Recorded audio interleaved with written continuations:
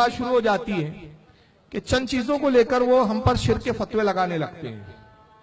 अब उसकी तफसीलात लंबी है, लेकिन मैं मुख्तसर बताता हूं कि जिन बुनियादों पर वो हमें मुशरिक करार देते हैं, उन बुनियादों में बहुत सारी चीजें वो हैं जिसके बारे में वो कहते हैं कि शिर्क है। हालांकि शिर्क तो दूर की बात है, उसको किसी ने नाजायज, हराम, मकरू तक नहीं कहा, बल्कि वो चीजें सुन्नत से साबित होती हैं। मसलन हम अगर बुजुर्गान दीन की कब्रों पर हाजिर होते हैं जियारत के लिए, वो कब्रों पर जाने को शिर्क बताते हैं। हम अगर कब्रों पर फूल चढ़ाते हैं, वो इसको शिर्क कहते हैं। हम अगर एसाले सवाब के लिए कुछ नजर नियाज करते हैं, एसाले सवाब के नाम पर अगर हम कुछ खाना पकाते और खिलाते हैं, तो कहते हैं ये भी शिर्क हो जाता है। अगर हम बारगाह रिसालत में खड़े होकर सलाम पढ़ते हैं और ये अकीदा रखते हैं कि रसूलुल्लाह सल्लल्लाहु अलैहि वसल्लम हमारे सलाम को सुनते हैं, तो कहते हैं कि ये सुनने का अकीदा रखना भी, ये भी शिर्क हो जाता है। लेकिन आज मैं अपने शिर्क की सफाई देने नहीं आया हूं, इसलिए कि जब शिर्क है ही नहीं तो हमें सफाई देने की भी जरूरत नहीं है। मैं आज तो ये बात आपके सामने रखना चाहता हूं कि जो लोग बहुत बड़े तौहीद के दावेदार हैं, जरा वो अपने आप में झांक कर देखें, अपनी किताबें खंगालें और गौर करें कि दुनिया को उन्होंने मुशरिक करार दिया, उनके घर में और उनकी किताबों में खुद कितना शिर्क पनप रहा और फल फूल रहा है। इससे पहले कि मैं उनके कुछ शिर्क की बातें बताऊं, मैं एक हदीस शरीफ आपके सामने पहले पेश कर रहा हूं। ये हदीस पाक उनके और हमारे दरमियान में एक कौले फैसल की हैसियत रखती है, एक फैसला कुन हदीस है जो वाजे कर देती है कि अल्हम्दुलिल्लाह सुन्नी जो होता है वो कभी मुशरिक हो नहीं सकता। हम मुशरिक नहीं है, बल्कि जो हमें मुशरिक कहते हैं उनके बारे में खुद रसूलुल्लाह का क्या फरमान है। आपको ये मॉनिटर पे दिख रहा है, ये हदीस पाक है, तफसीर इब्न कसीर के हवाले से मैं पेश कर रहा हूँ।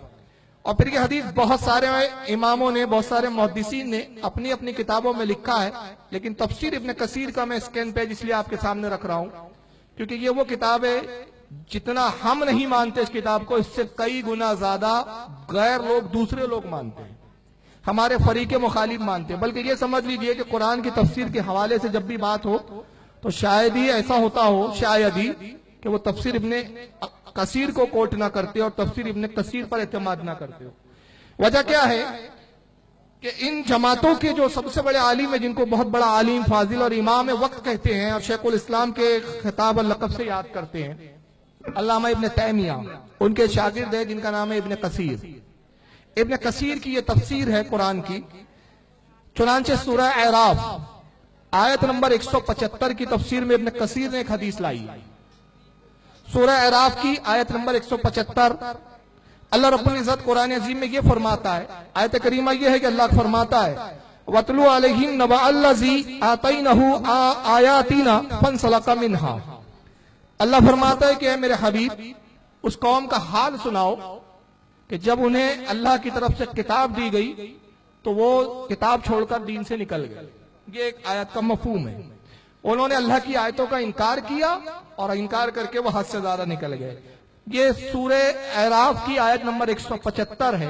उसकी तफसीर में इब्ने कसीर एक हदीस कोट करते हैं। इब्ने कसीर हदीस यहां से शुरू करते कहते हैं अन्ना हुज़ैफता यानी इब्न यमानी रज़ियल्लाहु ताला अन्हु हद्दसहु क़ाल, कहते हैं कि हजरत हुज़ैफा से रिवायत है जिनको इब्न यमान भी कहा गया है, यानी यहाँ इब्न यमान जो है हुज़ैफा इब्न यमान, उनसे हदीस बयान की गई है, उनसे हदीस आई है कि वो कहते हैं काला काला रसूलुल्लाह सल्लल्लाहु अलैहि वसल्लम, अल्लाह के रसूल सल्लल्लाहु अलैहि वसल्लम ने इरशाद फरमाया इन्ना मिम्मा अतखव्वफु अलैकुम रजूलुन क़रअल कुरान। आका कहते हैं कि मुझे अपनी उम्मत में उस शख्स के बारे में बहुत खौफ है, मैं उस शख्स का अंदेशा जाहिर करता हूं। मेरी उम्मत में ऐसे शख्स लोग होंगे, ऐसा शख्स जरूर आएगा, ऐसे लोग होंगे, मुझे खौफ है कि जो कुरान बहुत पढ़ेंगे। आप सोच रहे होंगे कि कुरान पढ़ने वाले से रसूलुल्लाह अपनी उम्मत के लिए क्यों खौफजदा है, कुरान पढ़ने वाले के ताल्लुक से रसूलुल्लाह अपनी उम्मत पर उसके खौफ का अंदेशा क्यों जाहिर कर रहे हैं। हदीस का मतन आगे बताएंगे कि वजह क्या है। हुज़ूर फरमाते हैं कि क़रअल कुरान, बहुत कुरान पढ़ेंगे, कुरान की खूब किरत करेंगे, हत्ता इज़ा रवियत बहजतो अलैहि, यहां तक कि कुरान पढ़ने की तासीर ये जाहिर होंगी कि उनके चेहरे से कुरान की तिलावत के असरात जाहिर होंगे। चेहरे को देखकर अंदाजा हो जाएगा कि ये वक्त के बहुत बड़े कारी कुरान है, ये बहुत बड़े कुरान के जानने वाले हैं।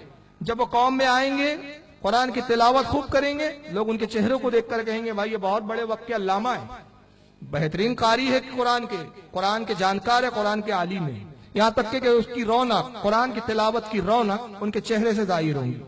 वकाना रिदाउहुल इस्लाम, फिर आकर कहते हैं कि वो इस्लाम की चादर भी ओढ़ लेंगे। उनके जिस्मों पर चादर जो होंगी वो इस्लामी होंगी। उनका लिबास हुलिया देखकर आप कहेंगे वक्त के बहुत बड़े इस्लामी स्कॉलर है, बहुत बड़े इस्लाम के जानने वाले हैं। कुरान ऐसा पढ़ते हैं कि उनके कुरान की तिलावत देख के हमें अपने आप पे शर्म आए कि उतनी मखारिज हम नहीं निकालते जितने वो हलकों से निकालते हैं। हम तो है बोल देते, वो है बोलते हैं। ऐसा निकालते कि मालूम होता है कि वो मखारिज निकालते निकालते कहीं कह ना कर दे।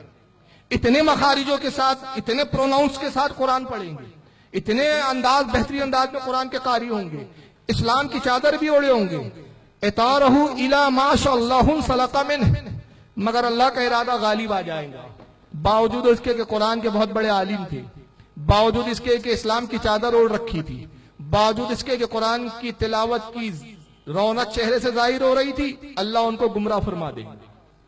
अल्लाह किसे गुमराह करेगा? कुरान पढ़ने वाले को। अल्लाह किसे गुमराह करेगा? इस्लाम की चादर ओढ़ने वाले को। ये हदीस हम नहीं बयान कर रहे, इब्न कसीर ने लिखा है, फिर और भी मुहद्दिसीन ने लिखा, मैं आगे बयान करूंगा। आका आगे फरमाते वह नवाज़हु वरआ ज़हरिही, और फिर वो इस्लाम की चादर को जो उन्होंने पहना था अपने पश्चे पुष्ट डाल देंगे। जो इस्लाम का लिबादा ओढ़ा था, इस्लाम को गोया अपने पीठ के पीछे फेंक देंगे, चादर को अपने पीछे डाल देंगे। वसाला जारही बिस्सैफ, और फिर तलवार निकाल लेंगे, लड़ने पर आमादा हो जाएंगे, झगड़ने पर आमादा हो जाएंगे। किस बात पर झगड़ेंगे?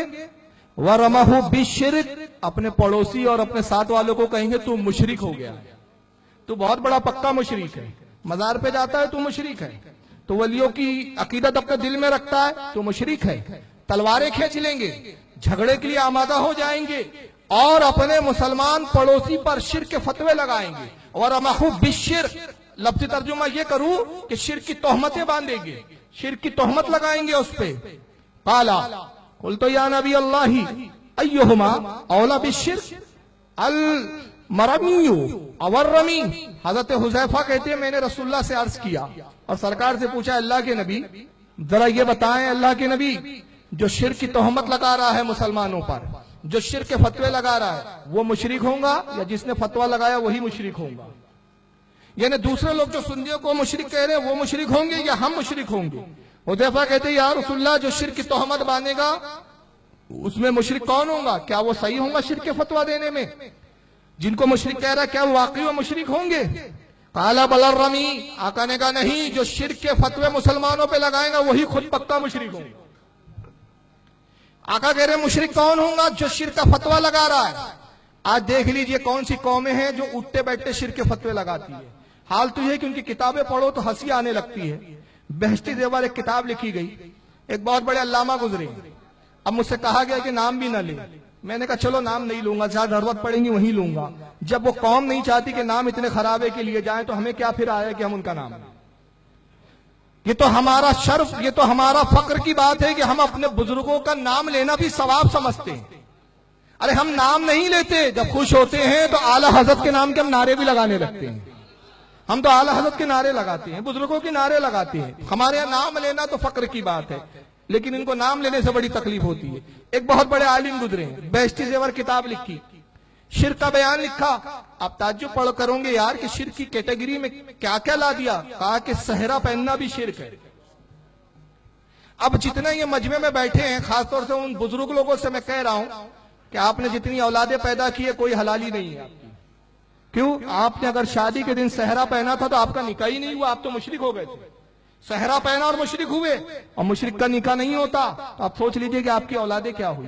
ताज्जुब की बात है कि जो हमें इस तरह के फतवे दे कि हमारी कौम को, मुसलमानों को मुशरिक बात बात पे बनाए, आज वो बड़े सुलह पसंद बन के बैठे हुए हैं और झगड़ालू सुन्नियों को कहते हैं, इख्तलाफ करने वाला सुन्नियों को बताते हैं हमारा प्रॉब्लम यह है कि हम तुम्हारी ही किताबों से बात करते, या तो फिर ऐलान कर दीजिए आप में और अगर हम में कोई इख्तलाफ नहीं है तो कह दीजिए किताबें हमारी नहीं, ये मौलवी हमारे नहीं और ये अकीदा हमारा नहीं। खुदा की कसम जिस दिन तुम ये इकरार कर लोगे कि ये मौलवी हमारे नहीं, इन पर जो हमारे उलमा ने फतवे लगाए वो सही है, हम भी इन मौलवियों को काफिर और गुमराह मानते हैं, उस दिन तुम हमारे भाई हो जाएंगे। हम खुद तुम्हें गले से लगाने के लिए तैयार हैं।